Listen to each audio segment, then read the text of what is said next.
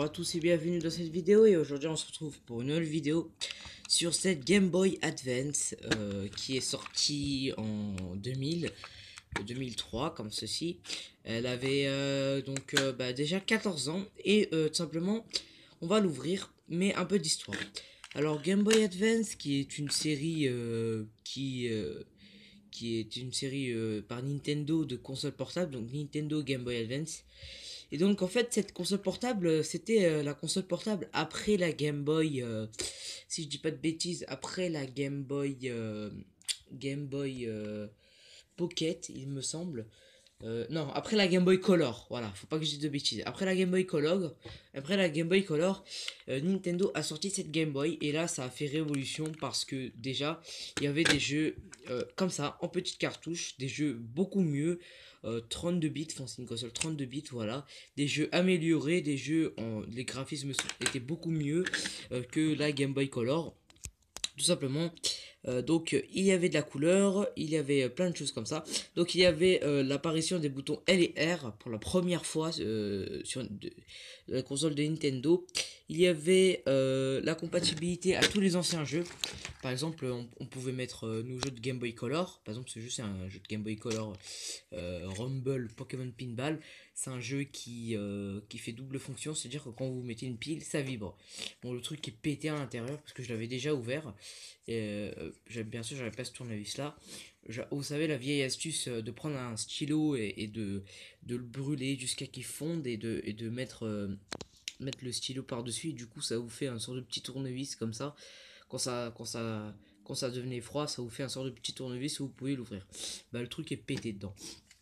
Voilà, et sinon la pile de sauvegarde, apparemment j'ai remise à sa place. Voilà.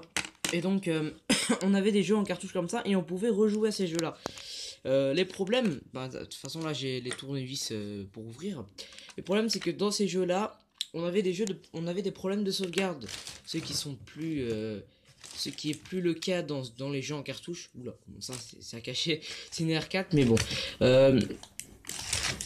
Dans les jeux à cartouches, les cartouches de cette forme-là, pour Nintendo DS, il y avait des sauvegardes intégrées, donc c'est-à-dire qu'on n'avait plus jamais de problème de sauvegarde, à part si on foutait la merde avec la cartouche et que la sauvegarde était corrompue à l'intérieur. Bon bref, ça arrive pas du tout, ça arrivera jamais, donc voilà.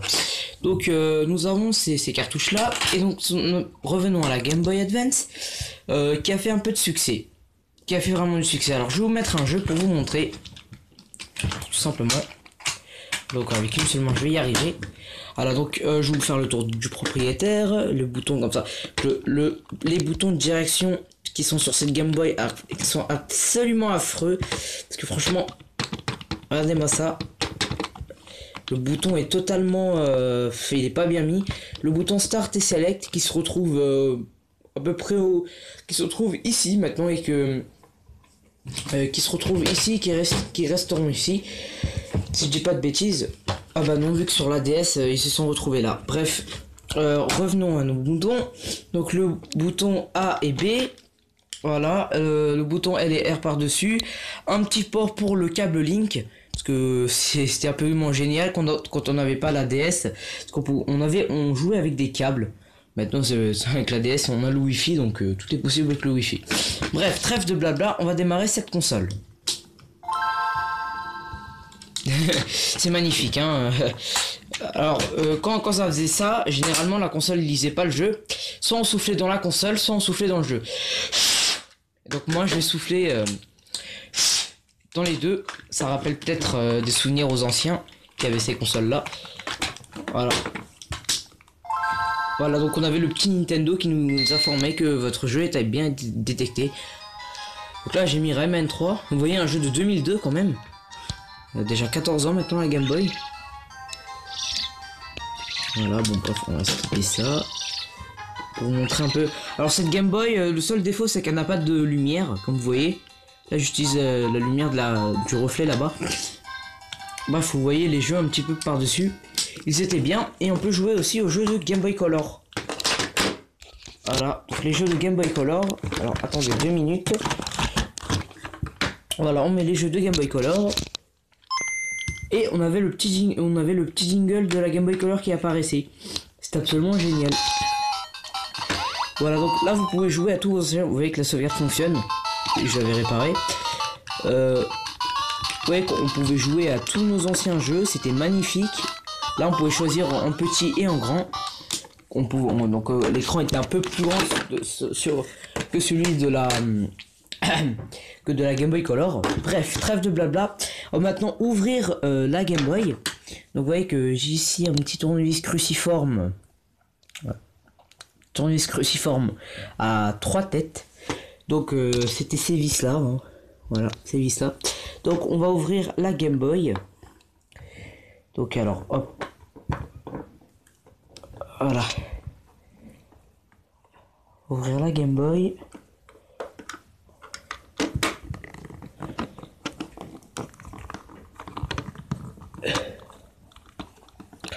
Voilà, donc je vous fais une petite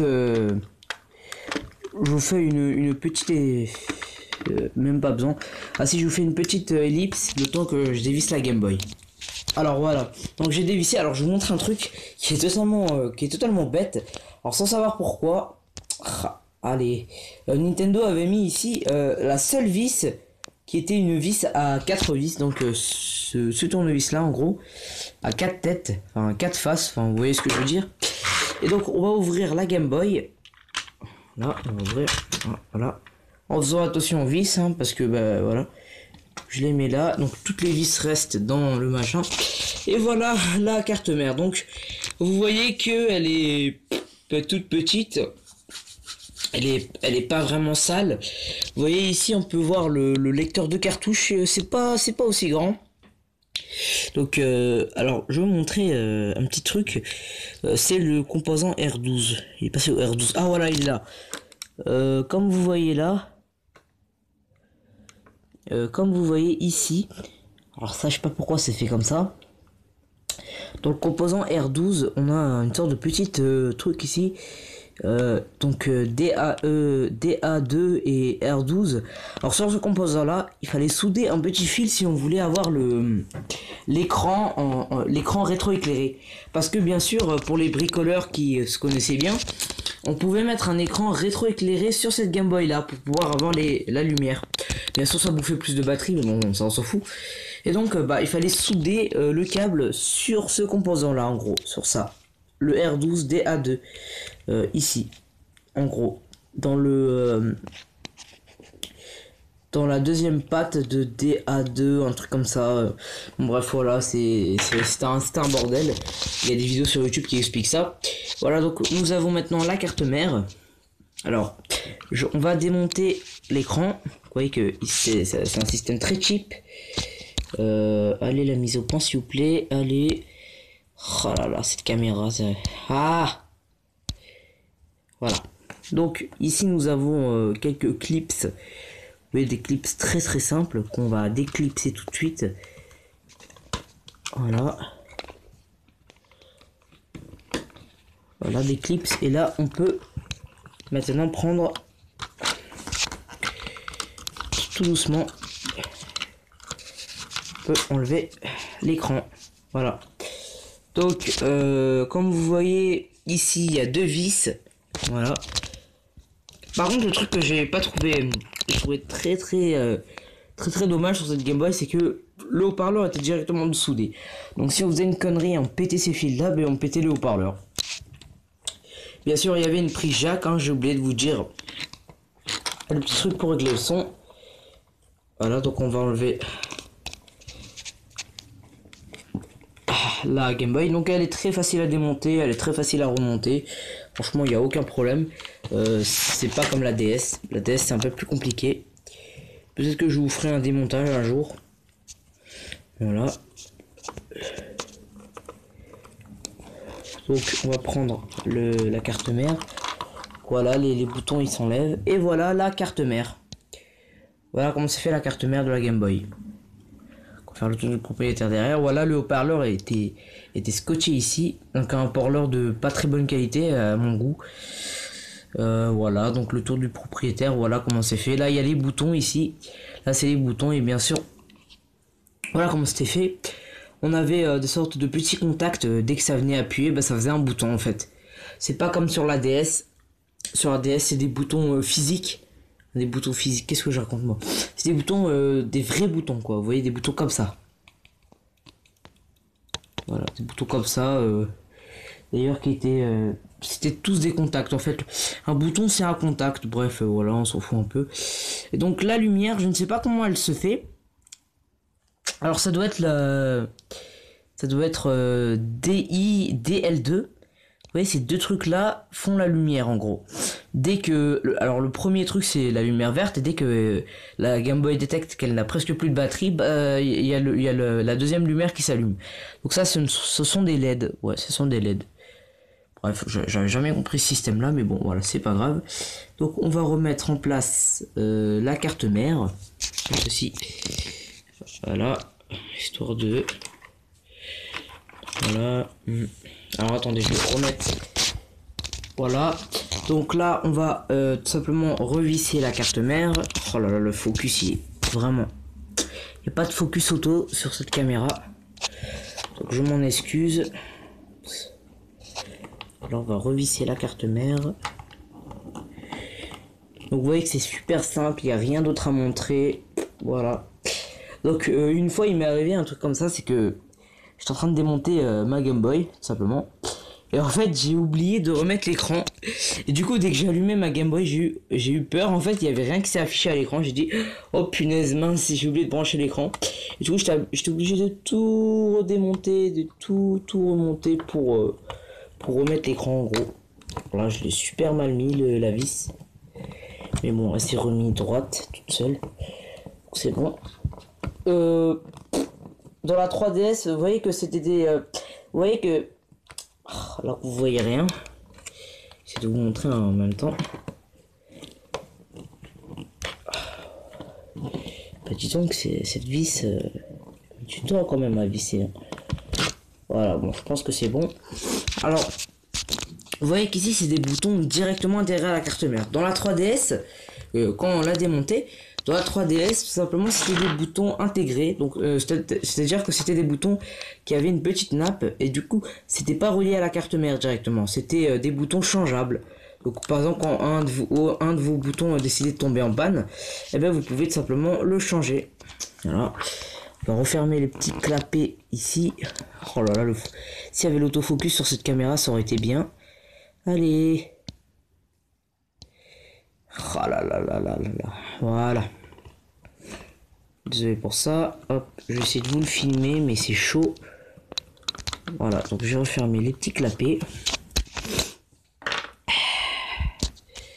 Donc on va pas oublier de remettre le bord ici de la Game Boy. Tout simplement, hop, le bord comme ça. Et voilà. Donc maintenant on va tout simplement refermer.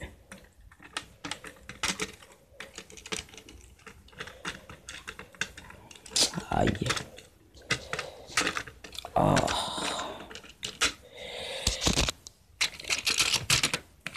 Ah oui, il y a l'alimentation aussi, c'est pour ça. Et maintenant on va revisser. Voilà, donc j'ai remis les vis. Voilà. On remet les piles.